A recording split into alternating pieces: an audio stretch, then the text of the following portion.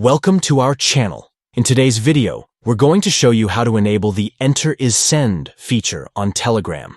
This function can significantly enhance your messaging experience by allowing you to send messages instantly by simply pressing the Enter key, rather than having to tap the Send button.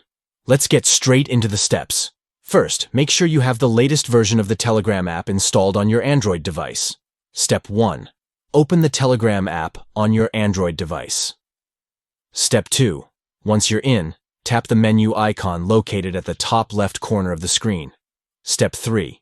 In the menu, find and tap on Settings. This will take you to all the customizable options available within your app. Step 4. From the Settings menu, scroll down and tap on Chat Settings. This is where you can adjust how your messages are sent and received. Step 5. Finally, scroll down until you find the option labeled Send with Enter. Once you locate it, turn it on. And there you go. You've successfully enabled the Enter is Send feature on Telegram.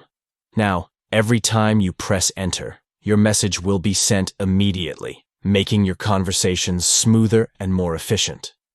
If this video helped you out, please give us a thumbs up and don't forget to subscribe for more tips and tricks. Thank you for watching and happy messaging.